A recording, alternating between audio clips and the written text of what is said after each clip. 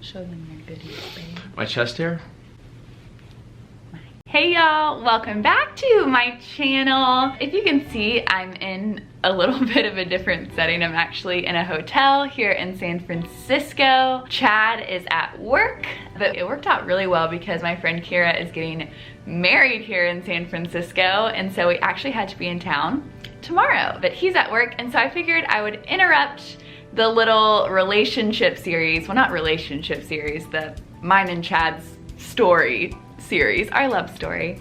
So you've already seen part 1 and part 2, hopefully, and the next video that is coming out will be how he got out of the friend zone. So make sure to stay tuned and turn on your notifications so you don't miss that video. And if you haven't seen the others, go back and watch them because I love them, but maybe that's because it's our love story. I don't know, let me know. So anyways, today is kind of a girl chat. Well, I guess guys can listen to, it doesn't have to be that, but the consensus that I got from you guys about if I should turn this channel into a couples channel or not was that I should turn it into a couples channel but still have the girl chats. So here I am. I think that's what I'm gonna do. If you haven't, let me know in the comments below what you think this channel should be about. But anyways, I'm gonna just get to the point. Today's video is on how to say no, which you would think would not be that hard, but if you're like me and you get caught up in wanting to please people, it's like a disease. I'm not even kidding. I feel like I just don't want to disappoint people, or I feel like I'm expected to say yes, or have the fear of missing out. And it really prevents me from giving my best yes to those God appointments because I'll stretch myself so thin that I'm just overwhelmed completely. And truly, the appointments that you make and the decisions that you make determine the schedule you keep. And the schedule you keep kind of determines what your life is gonna look like. And so we need to learn how to say no without the guilt and move forward with our lives. So I've been reading this book by Lisa Turkers. It's called The Best Yes. I'm obsessed with her. Like, everything she does is amazing and just really speaks to me. I read her devotion called Embraced as well, and I highly, highly recommend. I read it like 3 times. I just keep going back and rereading it, and I always get so much goodness from it. But I actually highlighted a couple pages I wanted to touch on today because genuinely, I struggle with this. And so I do want you guys to know that when I come on these videos, it's not from a place of I got it all figured out, because I 100% don't. And Chad is still really working on me in regards to this whole being able to say no thing. So I'm with you. If you're a people pleaser like me, leave it in the comments below so we can have a little Me Too moment. But anyways, she says that we must not confuse the command to love with the disease to please. To my Christian women out there, I don't know if you ever feel this way, but it's like, I'm a Christian, so I'm supposed to love, which means I should say yes to everything because that's what's expected. But it might not be God's best yes for you. It might not be where you're called. And so if you say yes, even though it's not for you, you might actually be hindering someone else from giving that yes that they're supposed to be giving. So yeah, I hope that made sense.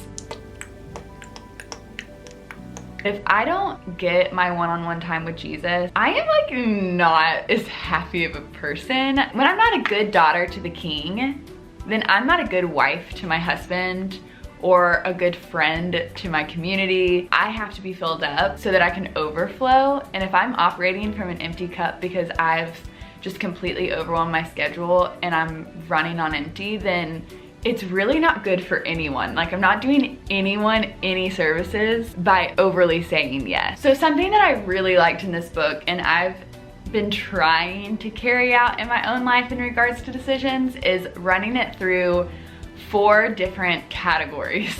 And the 4 different categories are physically, financially, spiritually, and emotionally. So whatever this decision might be, can I physically handle it inside of my schedule? 2 is financially, and be smart about this.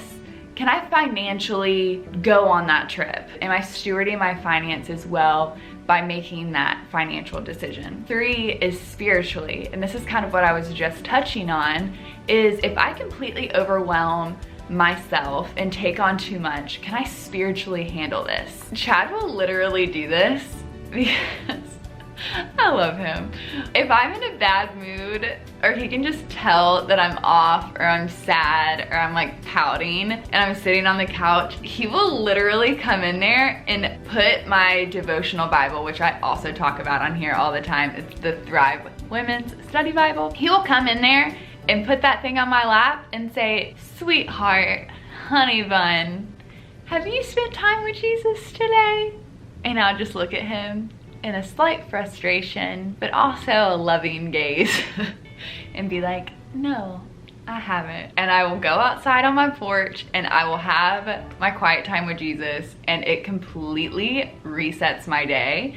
And I have to be very intentional about that. And if I wake up and I'm just like, go, go, go, go, go, go, go, and I don't stop ever, then I am completely drained spiritually. And then the 4th one is emotionally, which is also kind of similar. But for me, sometimes I know that there was a week where I had a coffee meeting almost every single day that week. I had gone to an event and connected with a bunch of girls, and then I scheduled all of these coffee meetings, and I realized that I can't do that every single day, especially if it's super deep conversations and if I'm not giving them back to God, or I'm not getting my work done and I am just completely draining myself emotionally. I really have to prioritize different things in my schedule, and getting to know people is, you know, high on my priority list because I love women and I love hearing their stories, and it's one of my greatest joys, but I have to do it from a healthy emotional standpoint or it's just gonna drain me. Yeah, so those 4 things, really, really good to run your decision through. Can I handle this physically, financially, emotionally, and spiritually? So write those down, and whatever decision you're trying to make right now, see if it actually lines up on all 4 of those. And if it doesn't, then you can kindly decline. And this is not a video on, okay girl, say no to like everything, use it as your weapon. No, honey. The only reason we are getting better at saying no without guilt is so that we can say yes to the best things, to the best opportunities, and knowing that we're saying yes because it's there for a reason in our schedule, or it's there for a reason in our life. Because if you're gonna say yes to something and then later find out that it's gonna drain you physically, emotionally, financially, spiritually, then you're gonna resent the decision versus embracing and being excited about the decision. And it's also not to say that you can never have the mindset to please people. That's okay. Like, it's not a bad desire to want to make people happy. That's not a bad desire. It's just doing it in the right way that you're not draining yourself in the process. But there is a right place and a right time for everything. Sometimes when it comes to decisions, we have to be very realistic about the expectations that come with that yes. And sometimes you can be really excited about saying yes in the moment, but what is that yes gonna look like 2 weeks from now? And this is not just in regards to meetings, maybe it's taking on a job or a relationship. And these are some other things that I think are really beneficial to keep in mind. And she put these in the book, and I'm gonna read them out.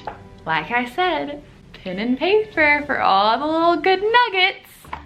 Do any of the expectations that come from this yes feel forced or frantic? Could any part of this yes be tied to people pleasing and allowing that desire to skew your judgment of what is realistic and unrealistic? Which wiser, older, grounded in God's word, more experienced and more mature people in my life think that this is a good idea or not? And then this one is so good. Are there any facts that I try to avoid or hide when discussing this with my wise advisors? Y'all, okay, let's just be real. Have you ever been in a situation where you are in a relationship that you know you ain't supposed to be in, and then you're talking to your mom or your advisor or your wise counsel, best friend, etc., that is grounded in God's word and has your best interest at heart. And when you're telling them the story, you avoid the details that you know they wouldn't like. Red flag, red flag, red flag. So I thought those questions were really good too. Something else to think about, saying no isn't always a rejection. Look at it as protecting your best yes answers. And if you say yes to a million things that aren't for you, then your schedule is not gonna be available for those best yeses. And if you're gonna completely spend yourself, you might as well spend yourself on those things that you are completely passionate about and you love. So that's what you should fill your schedule with, are those best yeses, so that you can live the life that God has called you to live and just be excited about your week and not dreading things that you wish you would have said no to in the first place. My battery's about to die. No! And Chad's at work with the battery.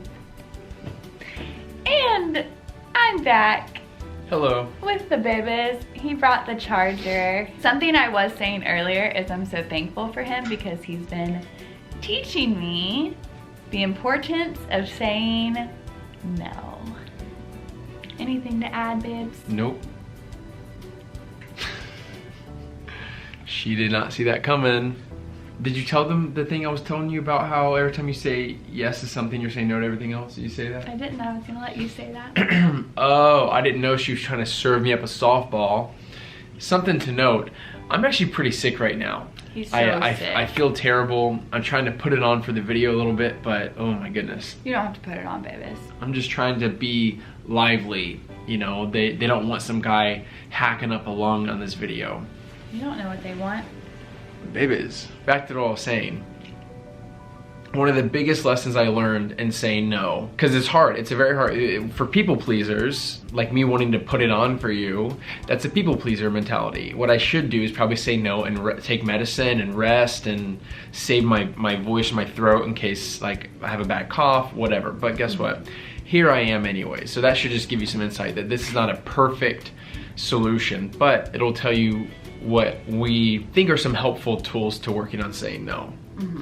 One thing that a friend of mine taught me when it came to investing in money, he said to me that every time you say yes to invest in this company, you're saying no to all of these companies. You know, because we only have a limited amount of money to invest. And so if you were to switch out money for time, if you only have a little bit of time to invest into people, every time you say yes to this person or thing or situation, you're saying no to every other person, situation, or thing. I think a way that I'm trying to encourage Tori to in saying no is to not look at it as just saying no, but look at it as what's a better yes? What's a more... the best yes. Prioritized yes. You know, like, would it be better for me to go out and explore San Francisco because we're in this beautiful city right now? It'd be a lot of fun, but we still have like 6 more days of travel, maybe more, I don't know, something like that.